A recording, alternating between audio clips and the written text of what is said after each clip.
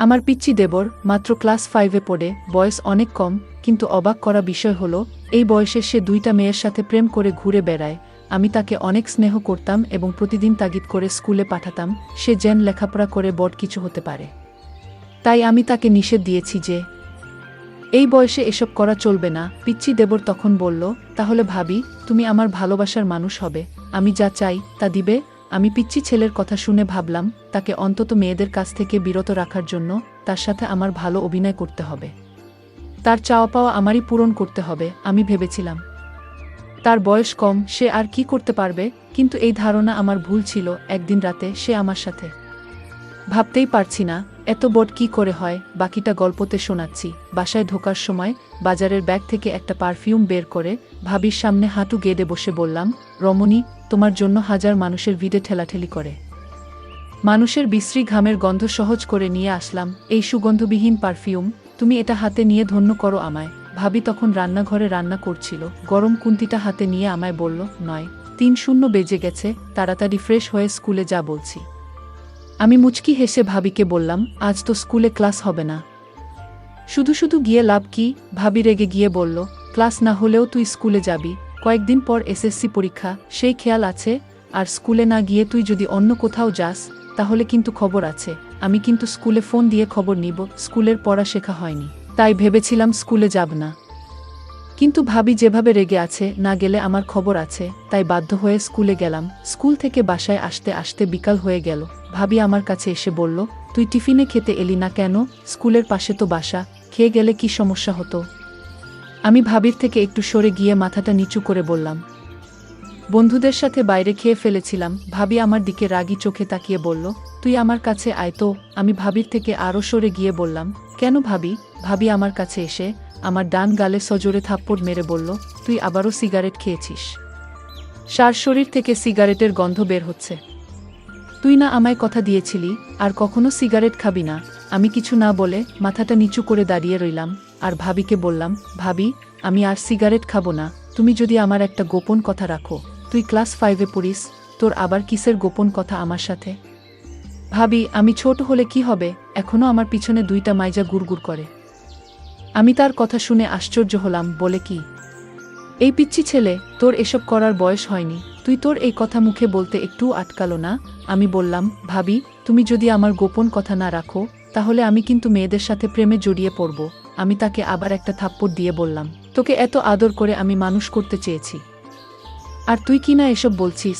ভাবি তখন রেগে মেগে আমায় বলল, তুই 2 সপ্তাহ আমার ধারে কাছে আসবি না। এই কথা বলে ভাবি যখন চলে যাচ্ছিল, আমি তখন ভাবির পিছন পিছন যেতে যেতে বললাম, আর জীবনেও প্রেমের কথা বলবো না, আমার একটা কথা রাখো ভাবি। ভাবি বলল, তোর কোনো কথা আমি এখন শুনবো না, আর রাখবো না। ঘুম থেকে উঠে দেখি মা খুব চিৎকার চেঁচামেচি করছে। মাকে যখন বললাম, কি হয়েছে মা, তখন মা বলল, জমিদারের মেয়েকে বাড়ির বুক করে নিয়ে এসেছি, 7টা বেজে গেছে, এখনো ঘুম থেকেই উঠে না। এমন সময় খেয়াল করলাম ভাবি তাড়াহুড়ো করে মার কাছে এসে বলল, আসলে মার শরীরটা একটু খারাপ লাগছিল, তাই ঘুম থেকে উঠতে দেরি হয়ে গেল। ভাবির কথা শুনে মা বিরক্ত হয়ে বলল, তোমার তো সারা বছর শরীর খারাপ থাকে, একটা রোগা মেয়েকে ছেলের বুক করে নিয়ে আসলাম। ভাবি কিছু না বলে রান্নাঘরে চলে গেল। আমি ভাবির পিছন পিছন এসে বললাম, ভাবি, আমি তোমার কাজে হেল্প করব। ভাবি রেগে আমার দিকে তাকিয়ে বলল, কয়েকদিন পর পরীক্ষা, সেটা মাথায় আছে, যা পড়তে বস গিয়ে। আমি ভাবির দিকে ভালো করে খেয়াল করে দেখলাম ভাবি তার ডান গালটা ওড়না দিয়ে ঢেকে রেখেছে। এত বছর ধরে দেখে আসছি, তাই আর বুঝতে বাকি রইল না, রাতে নিশ্চয়ই ভাইজা ভাবির গায়ে হাত তুলেছে, ভাবিকে মেরেছে। আমি ভাবিকে কিছু না বলে নিজের রুমে চলে আসলাম। মাঝে মাঝে ইচ্ছে হয় ভাবির প্রতি এই অন্যায়ের প্রতিবাদ করি, কিন্তু ভাইয়ার চোখের দিকে তাকিয়ে কথা বলার সাহস কখনোই হয়নি। রাত 1-1টা বাজে, বড় আপু লাগেজ হাতে নিয়ে বাসায় হাজির। মা অবাক হয়ে জিজ্ঞেস করল, তুই এত রাতে? আপু বলল, আমি আর এই সংসার করব না। ঘুম থেকে একটু দেরিতে উঠলে শাশুড়ি নানা রকম কথা বলে, নন্দী আজেবাজে কথা বলে, সারাদিন সংসারের কাজ করেও কারো মন পায় না, এমনকি মাঝে মাঝে রাতুল ও আমার স্বামী আমার গায়ে হাত তোলে। আপুর কথা শুনে ভাইজা রেগেমেগে বলল, কি, তোর স্বামী তোকে মারধর করে? এই রাতুলকে আমি মামলা দিয়ে জেলের ভাত খাইয়ে ছাড়ব। মা কাজ করতে করতে বলল, তুই কি কাজের মেয়ে নাকি যে তোর এত কাজ করতে হবে? শাশুড়ি হয়েছে দেখে মাথায় উঠে গেছে নাকি? তোকে কিছু বললে তুই কিছু বলতে পারিস না? আর নন্দী যখন আজেবাজে কথা বলে তখন গালে থাপ্পড় মারতে পারতি না? ভাবি তখন বড় আপুকে বলল, সংসারে এরকম টুকটাক ঝামেলা হবেই, তাই বলে সংসার ছেড়ে চলে আসা কিন্তু ঠিক হয়নি। ভাবির কথা শুনে ভাইজা সবার সামনে ভাবিকে থাপ্পড় মেরে বলল, এত বেশি বুঝো কেন? আমার বোনের বোনকে মারধর করবে আর ও এটা মেনে নিয়ে সংসার করবে? এমন সংসারে লাথি মেরে অনেক আগেই চলে আসা উচিত ছিল। এতক্ষণ সবার কথা শুনছিলাম, কিন্তু এখন আর চুপ করে থাকতে পারলাম না। যে ভাইয়ের চোখের দিকে তাকিয়ে কখনো কথা বলিনি, সেই ভাইয়ের চোখের দিকে তাকিয়ে বললাম, কেন পারবে না? ভাবি তো ঠিকই পারছে, আপুকে মেরেছে বলেছে দেখে তুমি দুলাভাইয়ের নামে মামলা দিবে? তুমিও তো ভাবিকে মারধর করো, তাহলে তোমার নামে কি মামলা দেওয়া উচিত? মার দিকে তাকিয়ে বললাম, নিজের বেলা 16 আনা আনা আর পরের বেলা 4 আনাও না। ভাবি যদি কোনোদিন একটু দেরি করে ঘুম থেকে উঠেছে তাহলে তুমি তাকে যা তা বলেছ। সারাদিন কাজ করেও ভাবি তোমায় মন পায়নি, তুমি আপুকে বলছো নন্দী আজেবাজে কথা বললে তাকে থাপ্পড় মারতে, অথচ আমি নিজ চোখে দেখেছি আপুর গোসলের পানি গরম দিতে একটু দেরি হয়েছিল দেখে আপু ভাবিকে থাপ্পড় মেরেছিল। আমার কথা শুনে আপু ঠোঁট বাঁকিয়ে বলল, ভালোই তো ভাবির পক্ষে কথা বলছিস, নিজের মা ভাই বোনদের পর করে ওই মহিলা এখন আপন হয়ে গেল। আমি মুচকি হেসে আপুকে বললাম, তুই তো আমার নিজের বোন ছিলি, কখনো কি একটা ফোন দিয়ে আমার খোঁজ নিয়েছিস ছোট ভাইটা কেমন আছে? আমার বড় ভাই কি কোনোদিন আমার খোঁজ নিয়েছে আমি ঠিকমত পড়াশোনা করছি কিনা, কাদের সাথে চলাফেরা করছি? কিন্তু ওই মহিলাটা প্রতিদিন আমার খোঁজ নিয়েছে আমি কাদের সাথে মিশছি, আমি ঠিকমত পড়াশোনা করছি কিনা, আমার কখন কি লাগবে সব ওই মহিলাটা খোঁজ রেখেছে। তোরা আপন হয়েও যে কাজগুলো করিসনি ওই মহিলাটা পর হয়েও সেই কাজগুলো প্রতিনিয়তই করেছে। ভাবি এখনো সোফায় বসে কাঁদছে। আমি ভাবিকে বললাম, কেবল বাজে 1-1-0-0টা, এখনো ময়মনসিংহের গাড়ি পাওয়া যাবে। এই সংসারের জন্য অনেক করেছ, যেদিন তোমায় এই সংসারের মানুষ তোমার প্রাপ্ত সম্মানটা দিবে সেদিন না হয় এই সংসারে ফিরে এসো, ততদিন না হয় বাপের বাড়িতেই থাকলে। গাড়ি গন্তব্যের দিকে ছুটে চলছে, বাসের জানালা দিয়ে ভাবি আনমনে বাহিরের দিকে তাকিয়ে আছে। আমি ভাবিকে বললাম, ভাবি এই অন্ধকারে বাহিরে কি দেখছো? ভাবি চোখের কোণে লেগে থাকা চোখের জলটা মুছে বলে, তুই একটা পিচ্চি ছেলে হয়ে তুই আমার জন্য এত কিছু করলি, তোর এই ঋণ আমি কোনোদিন পরিশোধ করতে পারবো না। ভাবিকে বললাম, ভাবি তুমি একটু ধৈর্য ধরো, দেখবে সব ঠিক হয়ে যাবে। পিচ্চি ছেলের কথা শুনে আমি বারবার অবাক হচ্ছি। যাই হোক, আমিও ভাবির সাথে ভাবির বাপের বাড়ি চলে এলাম। ভাবি বলল, আমি তোকে আমাদের বাড়ির পাশের স্কুলে ভর্তি করাবো। পিচ্চি দেবর বলল, ও তার একটি নাম আছে, সেটা হলো জিসান। পিচ্চি জিসান বলল, আমি স্কুলে পড়ব না যদি তুমি আমার গোপন কথা না রাখো। বাড়িতে গেলে বাবা আমায় খুব সুন্দর করে থাকতে দিল। যে সংসারে মেয়েদের কোনো মূল্য নেই সেই সংসারে না থাকাই ভালো, বাবা আমাকে এভাবে সাহস দিয়ে বলেছিল। মা তুই আজ থেকে আমার বাড়িতে থাকবি, আর তোর দেবর পিচ্চি জিসানকে লেখাপড়া শিখাবি। পরদিন আমি পিচ্চি জিসানকে স্কুলে ভর্তি করে দিলাম। সে স্কুলে প্রতিদিন যেত, আমি মাঝে মাঝে খোঁজ নিতাম জিসান কি আসলে ভালো করে লেখাপড়া করছে নাকি উল্টাপাল্টা কোনো কিছু করছে। কিছুদিন স্কুলে ভালো করে লেখাপড়া করতে শুরু করল। কিছুদিন পর দেখলাম আমার পিচ্চি দেবর জিসানের পরিবর্তন। সে ঠিকমত খাওয়া দাওয়া করে না, রাতে লেখাপড়া করে না। আমি তাকে কিছু না বলে, আমি তার মনের ভিতর কি চলছে তা জানতে আমি তার স্কুলে লুকিয়ে যেতাম। কিন্তু স্কুলে একদিন লুকিয়ে গিয়ে যা দেখলাম তা দেখে আমার মাথায় মনে হয় আগুন ধরে গেল। এই পিচ্চি ছেলে এই বয়সে দুইটা মেয়ের সাথে প্রেম করে ঘুরে বেড়াচ্ছে। আমি তা দেখে অবাক হয়েছিলাম। আমি আজ সিদ্ধান্ত নিলাম, জিসান বাড়িতে আসলে আজ তাকে জবাবদিহি করতে হবে। এই বয়সে এসব করা কি ঠিক? স্কুলে থেকে জিসান বাড়িতে ফিরল। আমি তাকে জিজ্ঞেস করলাম, জিসান তুই স্কুলে কি ঠিকমত পড়ালেখা করছিস? জিসান বলল, ভাবি গিয়ে বলো আমি আজ সাপ্তাহিক পরীক্ষায় ফার্স্ট হয়েছি। আমি মনে মনে বললাম, আহা বোকা ছেলে, তুই আমাকে বোকা বানিয়ে ফেলতে চাইছিস? এটা তো পিচ্চি না জিসান, তুই আমার কাছে থেকে কিছু লুকানোর চেষ্টা করবি না, আমি কিন্তু সব জানি। ভাবির কথা শুনে আমার গলাটা শুকিয়ে গেল। আমি বললাম, ভাবি আমি কি তোমার সাথে মিথ্যা কথা বলতে পারি? আচ্ছা জিসান, তুই আজ আমার সাথে এত বড় মিথ্যা কথা বলতে পারলি?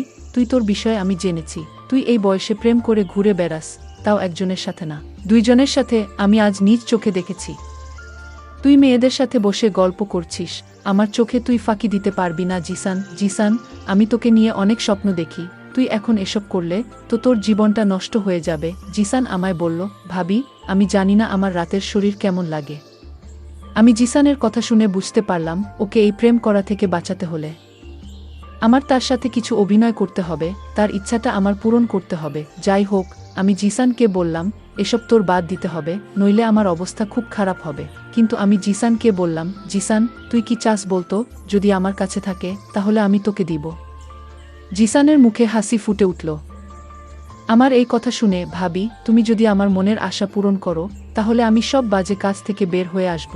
আমি জিসানকে বলেছিলাম, জিসান কি তোর ইচ্ছা আমার কাছে বলতে পারিস। জিসান তখন আমার কথা শুনে শরম পেল। ভাবি, তুমি সত্যি আমার ইচ্ছা পূরণ করবে? আমি জিসানকে বললাম, তাহলে কি তোর মনে হয় আমি মিথ্যা কথা বলছি? জিসান বলল, ঠিক আছে ভাবি, রাতে বলবো। রাতে জিসান খাওয়া দাওয়া শেষ করে আমার রুমে এসে বলল, ভাবি আজ আমি তোমার রুমে ঘুমাবো। আমার একা একা ঘুমাতে ভয় লাগে, তোমাদের বাসাটা অনেক বড়। আমি জিসানকে বললাম, জিসান তুই তো ছোট মানুষ, তুই কি আমার চাহিদাটা কি বুঝবে? জিসান বলল, ভাবি আমি এতদিন যে একটা গোপন কথা বলবো সেটা আজ তোমায় বলবো। ভাবি বলল, তোর গোপন কথা কি? এটা আমি জানি। আমি ভাবিকে বললাম, ভাবি তুমি জানবে কি করে আমার মনের কথা? ভাবি বলল, দেখ আমি 2টা বছর তোকে লালন পালন করেছি, আর তোর মন কি চায় সেটা আমি বুঝবো না, তাহলে কে বুঝবে? আমি ভাবিকে বললাম, ভাবি তাহলে বলো আমার মন কি চায়? ভাবি তখন বলল, তোর মন সবসময় আমাকে নিয়ে ভাবে, তুই রাতে আমাকে নিয়ে স্বপ্ন দেখিস, তুই আমাকে চাস, তাই না? জিসান তখন অবাক হয়ে গেল আর মনে মনে চিন্তা করতে লাগলো, ভাবি আমার মনের খবর কি করে জানি? যাই হোক। ভাবি তখন বলল, তুই তো পিচ্চি একটা ছেলে, তুই কি আমার অভাব দূর করতে পারবে? আরে ভাবি তুমি একটা সুযোগ দিয়ে দেখ না, আমি কি করতে পারি? জিসানের মুখে এই কথা শোনার পর মনে মনে চিন্তা করলাম, পিচ্ছি একটা পোলা, সে আমার ছেলের বয়সী, সে কি না বলে তাকে একটা সুযোগ দিব। কিন্তু আমি সিদ্ধান্ত নিলাম, জিসানকে খারাপ কাজ থেকে বাঁচাতে হলে তার সাথে আমার ভালোবাসার অভিনয় করতে হবে। আমি জিসানকে বললাম, আমি যদি তোর মনের সকল ইচ্ছা পূরণ করি তাহলে তুই কি ভালো করে লেখাপড়া করবি?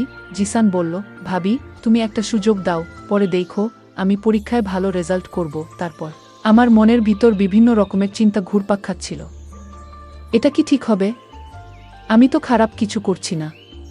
আমি বরং জিসানকে মেয়েদের কাছ থেকে দূরে রাখার জন্য আমি তার সাথে অভিনয় করে যাচ্ছি। আমি জিসানকে বললাম, জিসান আজ তোর মনের ইচ্ছা পূরণ করব, তুই আজ রাতে আমার কাছে যা চাইবি তাই পাবি। ঠিক তখনই জিসানের বাবা ফোন করে বলল, বৌমা তোমার শাশুড়ি খুব অসুস্থ, তুমি তোমার শাশুড়ি মাকে ক্ষমা করে দাও, আর তুমি তাড়াতাড়ি আদিতে ফিরে এসো।